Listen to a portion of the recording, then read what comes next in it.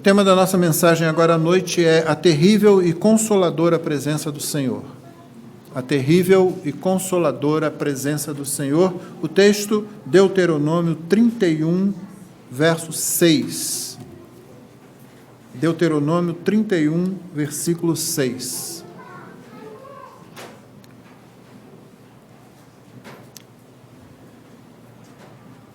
A palavra de Deus diz assim: sejam fortes e corajosos, não tenham medo, nem fiquem apavorados diante deles, porque o Senhor, seu Deus, é quem vai com vocês. Ele não os deixará, nem os abandonará. Vamos ler juntos? Você que está com a sua Bíblia aberta, seu dispositivo aí aberto com a Bíblia. Vamos ler juntos agora? Sejam fortes e corajosos, não tenham medo, nem fiquem apavorados diante deles, porque o Senhor, seu Deus, é quem vai com vocês. Ele não os deixará, nem os abandonará. Essa é a palavra de Deus. O contexto aqui é novamente de mudança, como nós vimos hoje pela manhã em Atos 1. Aqui é um contexto de uma profunda e de uma das mais intensas mudanças que o povo de Deus experimentou. Extremamente significativa. Aqui, Moisés, aquele que é o libertador, o legislador de Israel, esse homem vai morrer. E alguém vai substituí-lo. Não é uma tarefa que eu gostaria de fazer. Moisés é simplesmente aquele sujeito que foi separado desde o seu nascimento, preservado num ambiente de morte, levado para dentro do próprio palácio do faraó, onde recebeu diversos tipos de instrução e uma educação apurada, mas depois se identifica novamente com o seu povo, e isso é marcante porque ele havia sido criado no início pela sua própria mãe, pelo seu pai. Você vai se lembrar que quando a princesa egípcia, ela vê aquele menino e o toma das águas, né, e daí o significado do seu nome, Moisés, tirado das águas, ela recebe a sugestão da irmã dele, que era uma menina muito esperta, né? Estava ali pronta, vigiando, e logo, olha, quer que eu chame uma das mulheres hebraicas para que amamente? Tá? Oh, boa ideia, chama ela vai e chama a própria mãe do garoto. Né? E assim Joquebede vai e cria o seu filho até a idade em que ele pode ser devolvido à filha de Faraó, sob a supervisão dela. Ela não deixou para lá e depois de alguns anos foi buscar. Mas o fato é que aquela criança, criada por 2 escravos, não perdeu a identidade, não deixou de se identificar com o seu povo. Nós precisamos crer, irmãos, na graça bendita da criação dos nossos filhos. E se você já passou da idade dos filhos e agora tem netos, você tem participação nisso. Você não é o pai, não é a mãe, eles podem não estar nem na mesma fé, mas a sua presença ali pode fazer diferença. Vamos lembrar, Moisés passa pouco tempo com seus pais, 2 escravos, e depois vai passar muitos anos no ambiente do palácio egípcio, mas ele não esqueceu quem ele era. Alguma coisa ficou. E, embora ele não soubesse direito o que fazer, aquilo foi suficiente para que ele rompesse. Como diz Hebreus, ele se recusou a ser chamado filho da filha de Faraó, antes escolheu o sofrimento com o seu povo. Que educação é essa que faz isso, hein? A presença. Os pais de Moisés eram um homem e uma mulher de fé. Hebreus 11 diz que ele não foi escondido porque eles ficaram com medo, não foi escondido porque eles, como qualquer pai e mãe, estão protegendo seus filhos. Muitos tentaram e não conseguiram.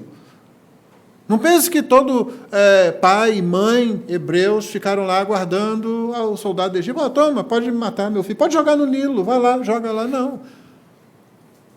A Bíblia diz que pela fé, os pais viram o menino, e aí usa uma expressão que a gente não sabe o que quer significar realmente, vendo que ele era formoso, era um neném bonito. Tem neném feio? Você pode até achar que tem, mas nunca fale isso perto de uma mãe ou uma avó. Você pode se arrepender profundamente.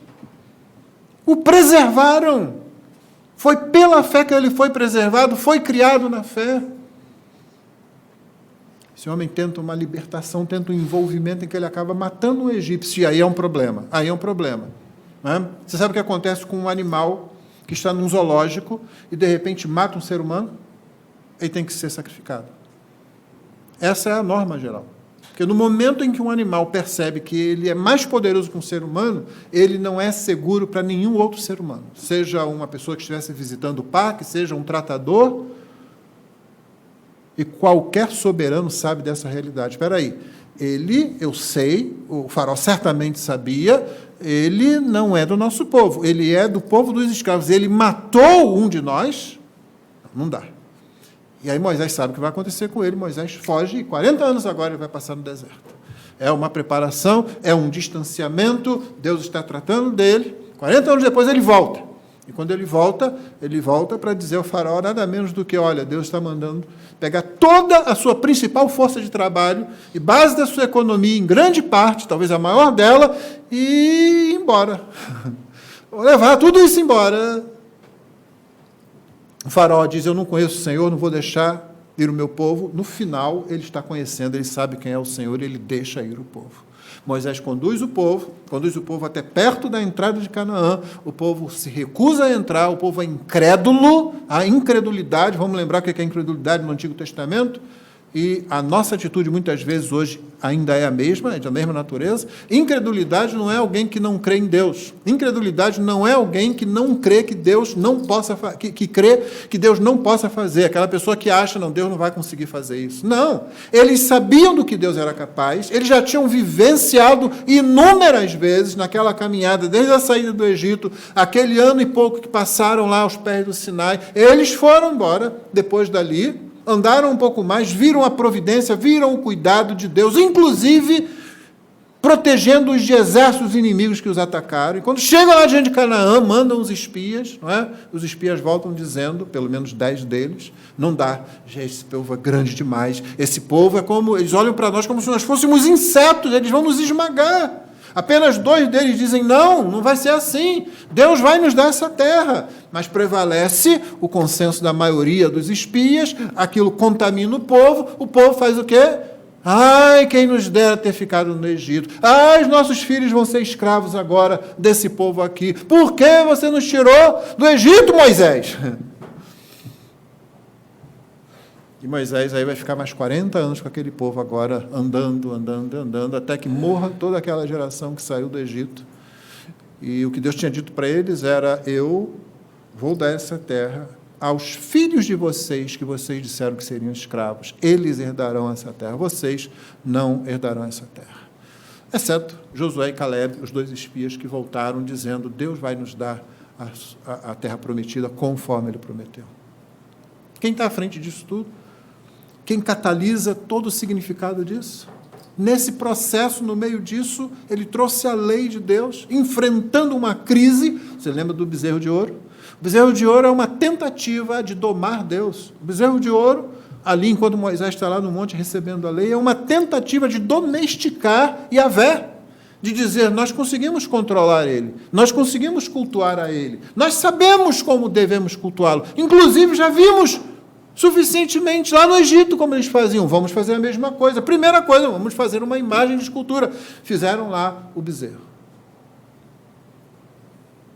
Moisés tem que atravessar essa e muitas outras crises ao longo do tempo. Esse homem, é só esse camarada aí, que fez tudo isso, que agora vai deixar o povo, vai ser substituído por Josué, alguém que está com ele o tempo todo, alguém que ficava na porta da tenda do encontro, quando Moisés entrava naquela tenda ali, ao pé do monte, que a nuvem via, e Josué estava lá vigiando, Josué estava lá. Quando ele subia ao monte, Josué foi com ele, pelo menos até uma parte do caminho. E Josué está desde o princípio. Josué está desde o princípio. Mesmo assim, não é fácil substituir uma pessoa como essa, uma liderança como essa. Além disso, tem o que o próprio povo pensa de Moisés a essa altura. E agora um novo líder. É uma mudança. Por isso, Deuteronômio, o nome do livro, que é um nome grego, não seguimos a nomenclatura hebraica. A nomenclatura hebraica geralmente usa a primeira palavra que aparece no livro, lá no primeiro capítulo, no primeiro versículo. Mas aqui não se usa isso. Nome vindo tradição grega, da Septuaginta, ele diz para nós, Deuteronômio, a segunda lei. Literalmente, não é segunda lei, é uma revisitação da lei que Moisés faz com aquela geração que agora vai possuir a terra. Então, o que Moisés acha que é importante não é treinar militarmente, não é treinamento, não é essas coisas, não. O mais importante para esse povo é não perder a sua identidade. Moisés sabia da necessidade de conhecer bem a própria identidade, ele havia experimentado isso na criação de seus pais, que o criaram na promessa de Abraão, Isaque e Jacó. Aquilo foi passado para ele. E agora Moisés dá início a um novo ciclo. Não mais Abraão, Isaque e Jacó, embora de vez em quando isso é lembrado, mas eu sou o teu Deus que te tirou da terra do Egito, da casa da servidão. E a lei é dada assim ao povo. O povo tem na mente todo esse significado, tudo isso ali concentrado, catalisado, condensado em Moisés. E Moisés vai morrer. Moisés não vai adiante. Deus já tinha falado isso com ele. E o que acontece do capítulo 31 em diante é bastante interessante, porque Deus fala isso, né, para Moisés, fala isso na presença do povo, fala isso na presença de Josué, e fala o que vai acontecer adiante. Então, o verso 6, ele catalisa bem o que Deus quer passar para o povo e para Josué especificamente. Vamos relembrar? Deus está falando o seguinte, Moisés está passando para eles, né? E ele diz no versículo 2, hoje estou com 120 anos de idade, já não tenho forças para fazer o meu trabalho. Modéstia, né? Eu não tenho forças para o meu trabalho. 120, né? Um descanso aí para o homem. E o Senhor me disse, você não passará o Jordão. O Senhor, ele continua falando para o povo, Deus de vocês passará diante de vocês. É como Moisés estivesse dizendo assim, alguém muito melhor do que eu vai com vocês. Lembra que eu disse hoje de manhã? O desânimo sempre vem, Cristo nunca vai. O enfrentamento, a luta sempre acontecerá, os obstáculos sempre aparecerão, inimigos sempre estarão no nosso caminho, mas Deus nunca vai nos abandonar. E é exatamente isso que Deus está preocupado em colocar na mente do povo, e é isso que Moisés está falando agora para o povo e para Josué. O Senhor falou, verso 4, o Senhor fará com essas gerações o que fez com Seom e Og, rei dos amorreus, e com a terra deles que ele destruiu. Quando, pois, o Senhor entregar nas suas mãos esses povos que estão diante de vocês, façam com eles segundo todo o mandamento que ordenei a vocês. Entre outras coisas, o mandamento era, não tem conversa com os deuses dele, não tem pergunta, não tem curiosidade, não vai estudar teologia para fazer comparação entre uma doutrina e outra, não. Destrói sumariamente todos esses deuses, porque senão eles vão provocar a morte espiritual de vocês e depois a morte física. E aí o texto que nós lemos, sejam fortes e corajosos, porque Deus sabe que está havendo uma mudança drástica, e a mudança não é só porque está saindo uma liderança, é porque ela está saindo num momento de transição muito especial. Eles vão parar de ser nômades, eles vão parar de andar pelo deserto, eles agora vão entrar numa terra, e essa terra não está lá com um portão de bem-vindos para eles, não, é uma terra para ser conquistada, e o povo que está lá, eles já sabiam disso de 40 anos antes, o povo era forte, o povo não entregar a terra, sim. Mas não faria nenhuma diferença se eles lembrassem que Deus vai adiante deles. Para que eles tivessem em mente que durante todo aquele tempo que Moisés esteve liderando o povo, na verdade, tudo que foi feito, não foi feito por causa de Moisés, embora ele tenha sido um servo fiel. Hebreus diz que Moisés foi um fiel mordomo sobre a casa de Deus. Nesse caso, a casa de Deus era o povo de Israel. Mas que Cristo era superior a Moisés. E aqui fica óbvia a superioridade do Deus de Israel, que conduz Israel, e Israel deveria se desligar da figura humana para se apegar ao seu Deus, fosse quem fosse que estivesse na frente do povo, ou à frente do povo.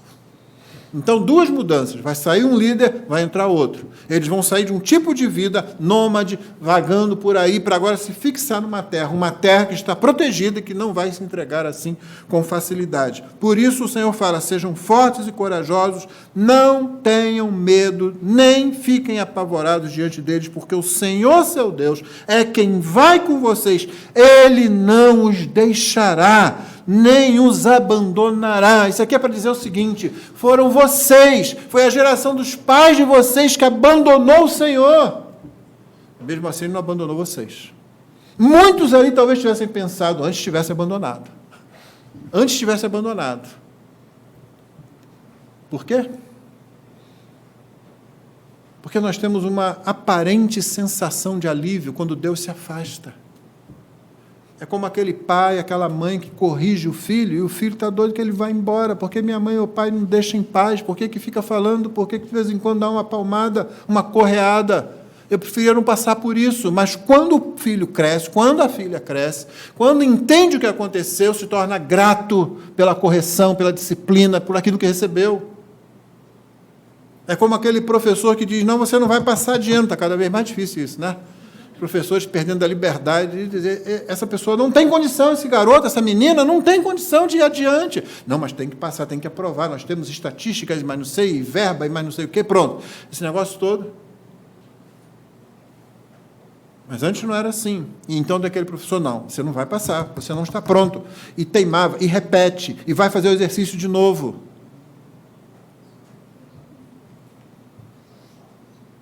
Depois você vê o benefício disso. E Deus, então, não abandona o seu povo. O povo abandona Deus, mas Deus não abandona o seu povo. Ele diz assim, não, vocês não vão entrar nessa terra, mas também não vão voltar para o Egito, não. Vocês são meu povo, vocês vão morrer no deserto. Vocês vão vagar pelo deserto. 40 dias que os espias ficaram lá, 1 ano para cada dia, 40 anos vocês vão vagar por aqui. Até que pereça toda essa geração que tinha a capacidade de decisão, que tomou a decisão errada. E a geração que está crescendo aí agora, que está nascendo no deserto, ou que saiu muito pequenininho lá do Egito, essa aí é que vai possuir a terra. Eu continuo sendo Deus de vocês, eu continuo conduzindo vocês, eu continuo junto com vocês, eu não abandono vocês, eu vou guiar vocês. E talvez eles pensassem, era melhor que não fosse assim, que ele não deixar a gente em paz, né? Eu já fiz referência àquele filme, né? Onde isso acontece, né? Um violinista no telhado, e em dado momento lá, isso acontece no ambiente judeu, e ele fala isso, Senhor, nosso povo é o teu povo, o povo santo, o povo de Israel, né? O povo da aliança. Não dá para o Senhor ter escolhido outro povo, não. Tanto sofrimento, tanta coisa acontecendo, é porque Deus está presente. Porque Deus está presente. Essa que é a questão. C.S. Lewis usa uma figura do artista fazendo uma obra-prima. Eu não sei se você sabe, mas antes dele pintar, o artista não vai direto para a tela para pintar. Ele faz esboços. Ele faz um esboço, depois ele faz outro esboço. Os esboços são lá, ele faz um, pronto, depois ele faz outro, tal. Aí, quando ele vai para a tela, com aquele esboço ali, ele começa a pintar. E não é assim, você começa a pintar e simplesmente faz como a gente às vezes faz numa folha de papel. Ele pinta, ele utiliza coloração diferente, ele raspa a tela, ele utiliza ácido, ele vai fazendo um monte de mudanças ali até atingir exatamente aquele efeito que às vezes é tão admirado por nós quando você encontra uma obra de arte. Ou seja, aquela tela, se pudesse falar, talvez dissesse, eu não quero ser uma obra-prima, eu quero ser um esboço. O esboço ele desenha, pronto, acabou. Aqui ele fica e raspa, e passa mais um ácido, e passa outra tinta, e faz de novo, e às vezes submete a outro tipo de tratamento, e a tela está lá sofrendo. No final acontece o seguinte, o esboço vai para a lata do lixo, é amassado e jogado fora. Às vezes se preserva algum, mas ele não é valorizado tanto assim. Agora, a obra de arte fica por séculos, às vezes. Encanta, impacta, modifica o pensamento de pessoas. Deus faz a mesma coisa com a gente. Mas não se preocupe, eu não vou falar que Deus está fazendo de você uma obra-prima, meu irmão. Não, Deus está tratando do seu pecado, está tratando do nosso pecado. E sim, há uma obra-prima com a qual nós devemos nos parecer. Ela se chama Jesus Cristo. Esse é o símbolo, esse é o padrão. Essa é a obra-prima. Então, se em algum momento nós pudermos ser chamados de obra-prima de Deus, é só na semelhança que nós tivermos com o Filho. É isso que ele está fazendo. Deus não vai abandonar o povo. É o que Moisés está dizendo. Ele não os deixará, nem os abandonará. Ele reforça isso para Josué. Moisés, verso 7, chamou Josué e lhe disse na presença de todo Israel: seja forte e corajoso, porque com este povo você entrará na terra que o Senhor, sob juramento, prometeu dar a seus pais, e você os fará herdá-la. O Senhor é quem irá à sua frente. Ele estará com você, não o deixará, nem o abandonará. As mesmas palavras que ele usou anteriormente com o povo. Não tenha medo, nem fique assustado. O Senhor reforça isso no primeiro capítulo de Josué, se você aí se lembrou. Moisés escreve a lei, dá aos sacerdotes, filhos de Levi, mas ele vai escrever também um cântico. A lei já estava escrita, né? Ele escreveu a lei, está preparada já há muito tempo, e aí, olha, fica com isso aí, põe dentro da arca, etc. Só que ele vai escrever um cântico também, que está aí, se você virar a página da sua Bíblia, ou passar adiante lá o seu dispositivo, você vai ver o capítulo 32, é um grande cântico, até o versículo 43. E Deus disse assim: escreve esse cântico, ensina as crianças, guarda isso aí, é para vocês cantarem de vez em quando. Vocês vão repassar a lei e vocês vão cantar esse cântico. A cada 7 anos vocês vão fazer isso. Está escrito no contexto. Aí quando você vai olhar o cântico, você pensa que é um salmo, né, que vai falar assim das maravilhas e tal, não. Basicamente o que Deus está dizendo é o que ele diz no versículo 14 aí do verso 31. O Senhor disse a Moisés: eis que está chegando o dia em que você vai morrer. Chame Josué e apresentem-se na tenda do encontro para que eu lhe dê ordens. Aí Moisés vai, chama, o Senhor aparece no verso 15, e no verso 16 o Senhor disse a Moisés. Então estamos no verso 16. Eis que em breve você vai morrer. Então Moisés já tinha aí perdido qualquer esperança, tá? Deus falou e repetiu, não tem. Não vai, você não vai passar o Jordão, sabe disso. E então, olha o que Deus diz agora: este povo se levantará, se prostituirá, seguindo deuses estranhos na terra em que vão entrar, eles me deixarão e anularão a aliança que fiz com eles. Nesse dia a minha ira se acenderá contra eles, eu os abandonarei e deles esconderei o rosto para que sejam destruídos. Deus disse que não ia abandonar, agora que vai abandonar? Não, o abandono é diferente. O abandono, primeiro, Moisés diz o seguinte: Deus vai estar à frente de vocês, vocês nunca vão estar numa batalha, e de repente Deus diz assim: surpresa, e vai embora. E você fica lá diante de um inimigo mais poderoso. Isso nunca vai acontecer, ele vai estar sempre com você. O segundo abandonar, que eu li para você agora, é diferente. Note que Deus não fala: eu vou abandonar e vou deixar. Não, ele fala isso. Não. Ele fala, estou no verso 17, eu os abandonarei, deles esconderei o rosto para que sejam destruídos. Tantos males e angústias os alcançarão que naquele dia dirão: não é verdade que estes males nos alcançaram porque o nosso Deus não está entre nós? Deus continuou: certamente esconderei o rosto naquele dia, porque todo mal que tiverem feito, por terem se voltado para outros deuses. Escrevam para vocês esse cântico e tratem de ensiná-lo aos filhos de Israel. Ponham este cântico na boca de cada um deles, para que seja por testemunha contra os filhos de Israel. É que você podia perguntar, você já viu o cântico, já olhou lá no capítulo 32? É um cântico grande o tempo todo, para falar o seguinte: Israel não presta mesmo, Israel abandonou mesmo Deus. Deus deu tudo, deu a terra e tal, e quando eles estavam lá, o que eles fazem? Se voltam para outros deuses, adulteram espiritualmente e abandonam o seu Deus. Então, aqui nessa altura, quando Moisés está ouvindo essas palavras, junto com Josué de Deus, alguns já poderiam pensar: por que ele simplesmente não vai embora? Ele não disse que ia abandonar a gente? Agora? Vai embora e deixa a gente entregue a nós mesmos. Não, irmão, isso não acontece. O povo ainda é o povo de Deus.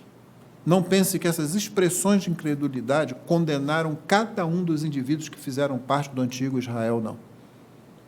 O povo continuava sendo o povo de Deus. Deus ainda cumpriria a promessa de trazer o Salvador, o Messias, através daquele povo. Deus ia fazer tudo isso. O povo é de Deus. Dentro do povo, havia pessoas que expressaram incredulidade, mas que se arrependeram, como havia outros que expressariam incredulidade e permaneceriam na incredulidade. Deus estava dizendo, abre mão.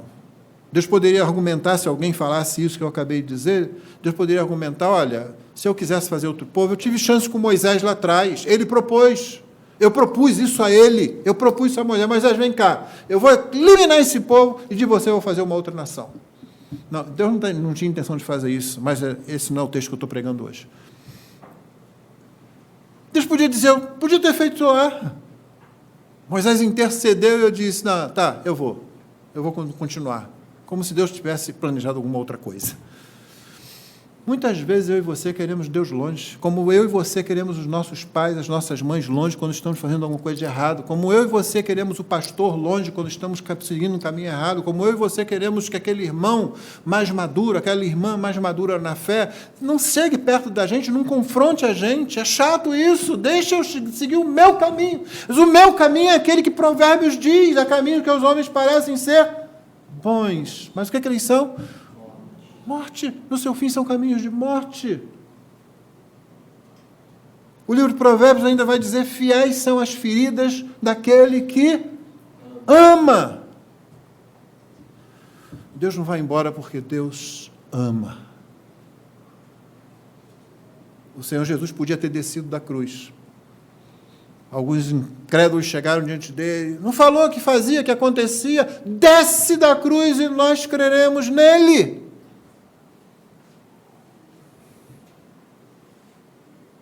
Ele podia ter aceito a tentação diabólica.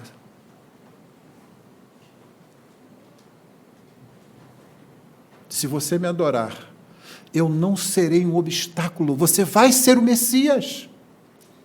Tudo isso me foi dado, eu dou a quem quiser, eu dou para você, basta que você me adore.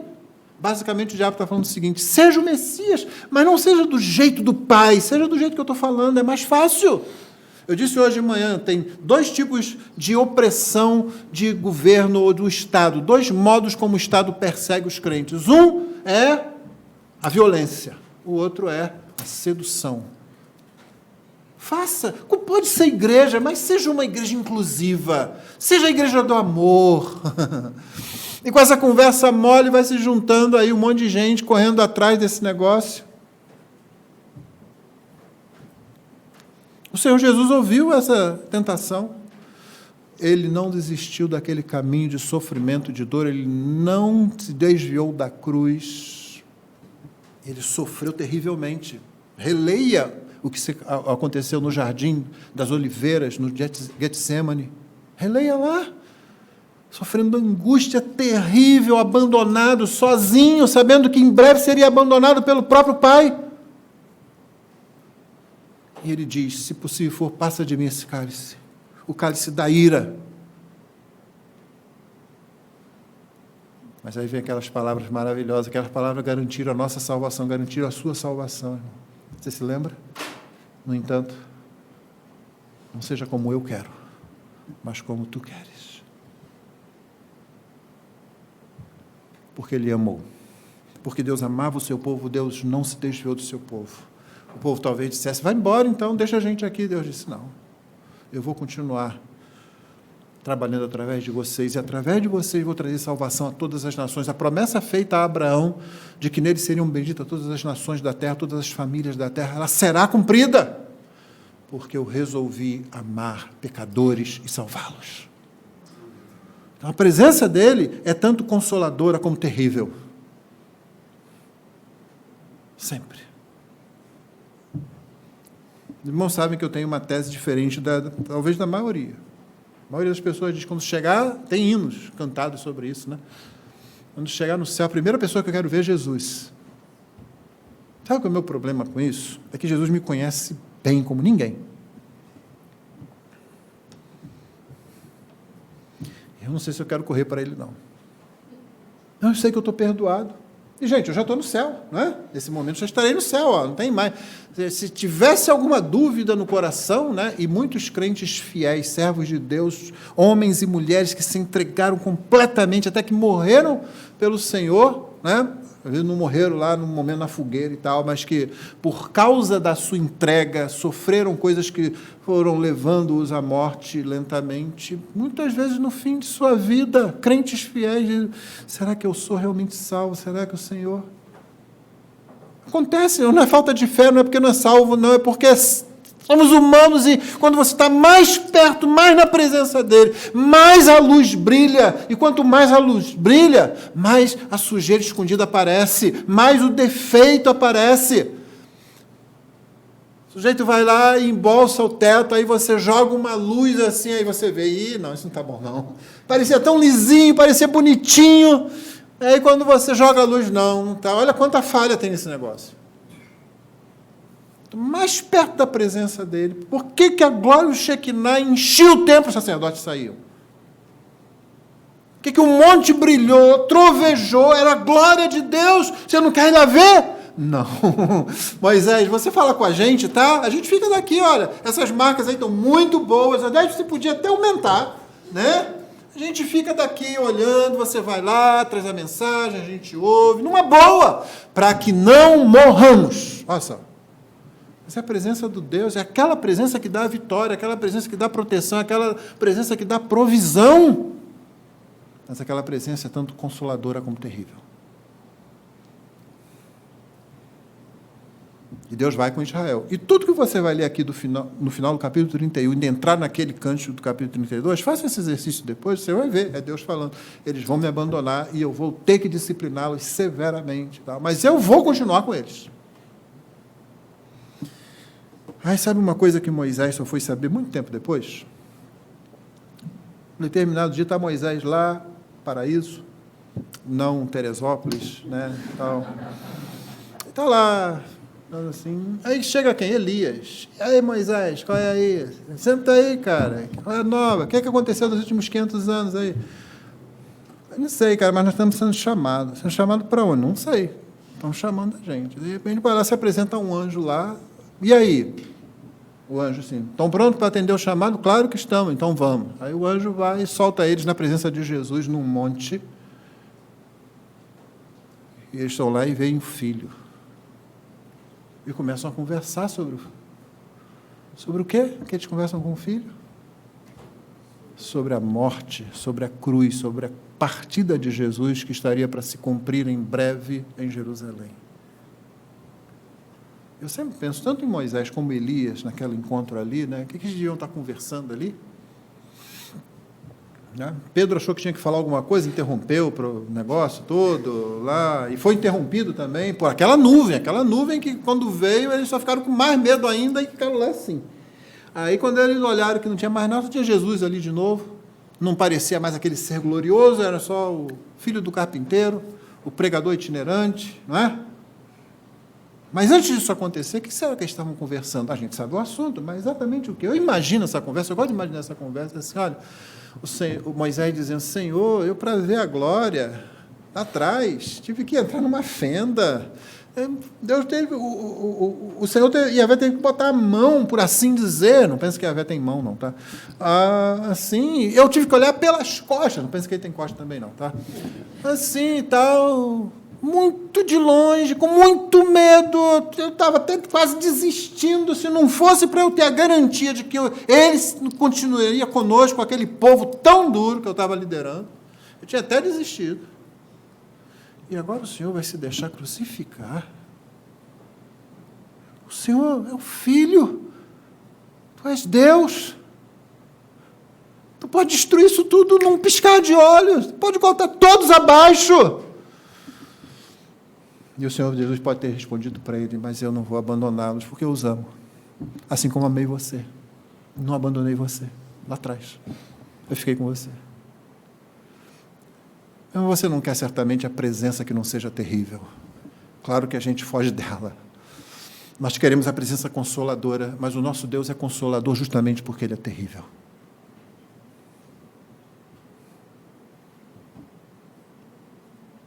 Ele é o Cordeiro, mas é um leão também.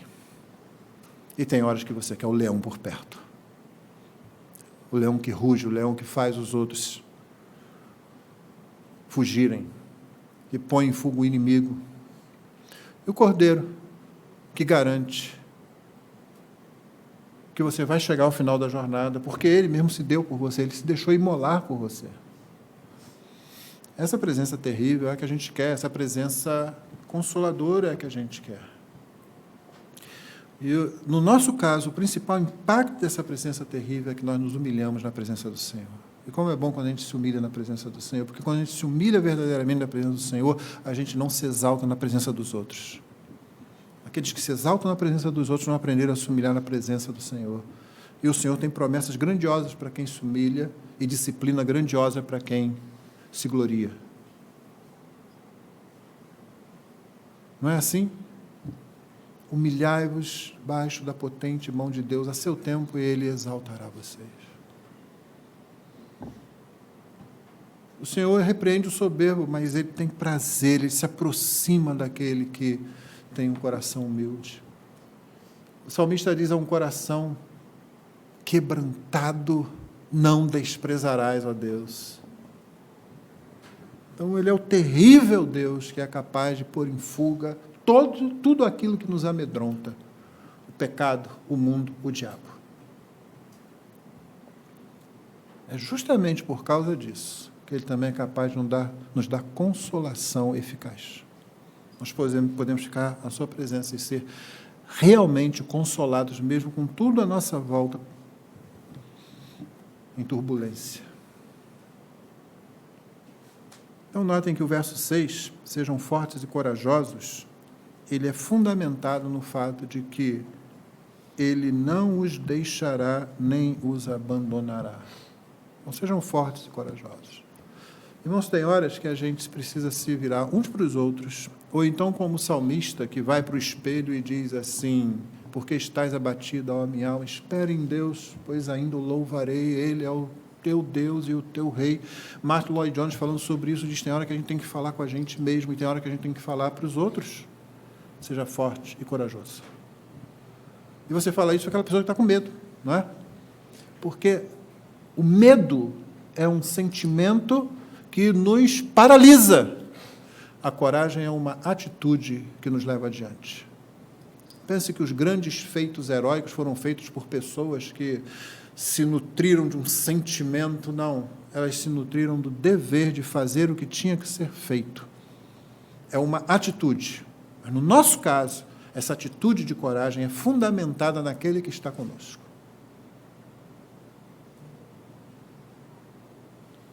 Termino com uma ilustração de um filme muito bom, inclusive para crianças bem pequenas. Foi o primeiro filme que eu levei minha filha para assistir quando ela não lia nada. Era um filme de um diretor francês, Jean-Jacques Annou, e o nome do filme, O Urso, que era sobre um urso. E tinha quase nenhum diálogo. Lá pelas tantas vai aparecer um caçador, mas Anu conseguiu levar a narrativa muito bem. Então eu levei ela para o cinema e ela ficou lá, impressionada com tudo que acontecia. Não precisava falar nada, porque eram mais imagens. Então a mamãe do ursinho morre tentando alimentá-lo, o ursinho fica vagando lá, uma presa fácil para animais maiores, e encontra um urso bem grande que está com um machucado na mão. Esse ursinho vai lá e começa a lamber o machucado, e eles começam a andar juntos. Vão andar juntos. Né? Muitas aventuras acontecem, mas lá para o final do filme, sinto muito, vai spoiler aqui,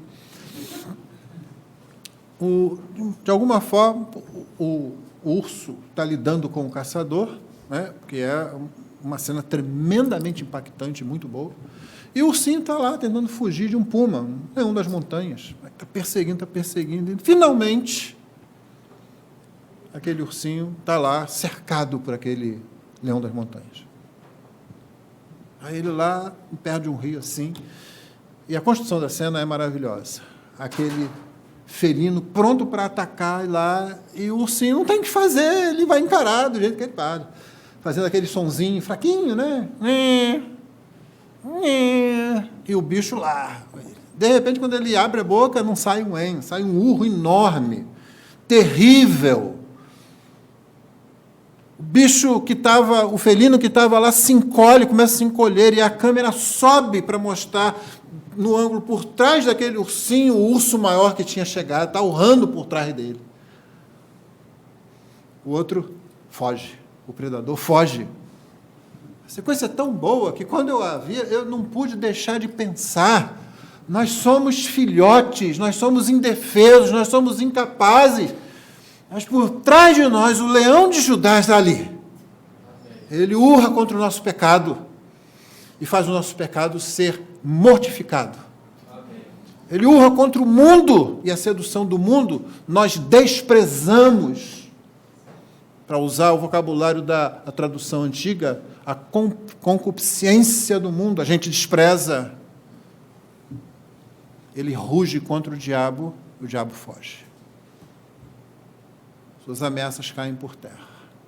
Você continua o mesmo filhotinho, indefeso, lá, indefeso no que toca a você mesmo, mas defendido, resguardado, protegido pelo leão da tribo de Judá.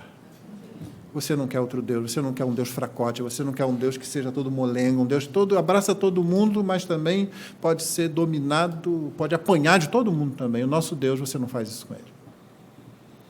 Mas é esse Deus, justamente, que nos consola na nossa caminhada. E a gente pode continuar a jornada confiantemente, com coragem, sabendo que Ele não vai nos abandonar, nem vai nos deixar.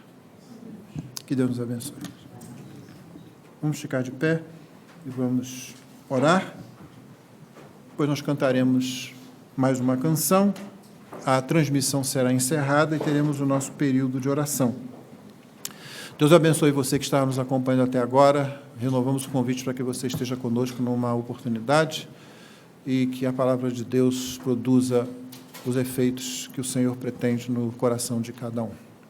Vamos orar. Pai querido, louvado seja o teu nome. Muitas vezes não gostamos do modo como tu ages, não gostamos das tuas demandas e exigências, queremos nos livrar disso, queremos seguir nosso próprio caminho. Porém, o Senhor, em bondade, misericórdia e grande amor, não permite que isso aconteça. Nós, às vezes, relutamos para lá, mas transformados por Ti, não somos bodes que dão marradas, mas ovelhas que finalmente se entregam. E isso é uma dádiva que o Senhor nos deu. Ajuda-nos, Senhor, a nos aproximar de Ti em temor, em santo tremor e em grande amor também. Aumenta o nosso amor por Ti, Senhor Jesus. Que nossos filhos e filhas aprendam a amar ao Senhor vendo a nossa atitude com relação a Ti. Que eles queiram amar a Cristo como veem seus pais amando a Cristo. Que eles amem a igreja por verem seus pais amando a noiva de Cristo. Amem a palavra porque veem seus pais amando a palavra de Deus. E assim também aqueles que estão ao nosso redor que ainda não conhecem Jesus, que ainda não são salvos. Ó, que nós sejamos um testemunho vivo da Tua grandeza, da Tua consoladora e terrível presença, Senhor. Nós Te louvamos porque Tu és grande e terrível, Tu dominas sobre tudo, mas Tu és o nosso Pai celestial. Por isso nós engrandecemos o Teu nome. E em nome de Jesus oramos. Amém.